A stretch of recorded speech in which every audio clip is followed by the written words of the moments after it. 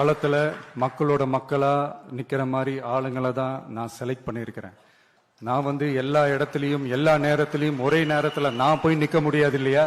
அதனால என் சார்பா என்னோட பிரதிநிதிகளா நானே பார்த்து என்னுடைய வேட்பாளர்களை செலக்ட் பண்ணியிருக்கிறேன்.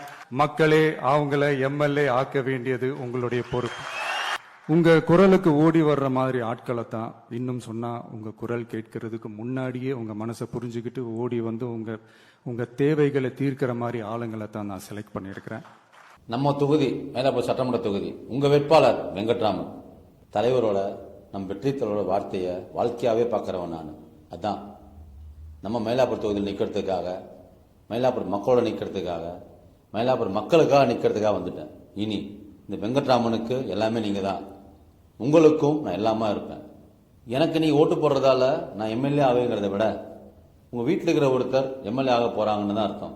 ஏன்னா நீங்க வேற நான் வேற இல்லை, நம்ம எல்லாரும் ஒரே குடும்பம். வாங்க விசில் சின்னத்துக்கு ஓட்டு போடுங்க. நம்ம எல்லாரும் சேர்ந்து ஜெயிப்போம். நம்ம தேவைகளை நம்ம எல்லாரும் சேர்ந்து நிறைவேற்றுவோம். உங்களுக்காக நான் இருக்கேன், எனக்காக நீங்க இருக்கீங்க, நமக்காக நம்ம வெற்றி தலைவர் விஜய் சார் இருக்காரு. உங்க விஜய்க்கு, உங்க அண்ணனுக்கு, உங்க தம்பிக்கு, உங்க பிள்ளைக்கு ஒரே ஒரு வாய்ப்பு கொடுங்க. தயவு செஞ்சு விசில் சின்னத்துக்கு ஓட்டு போடுங்க.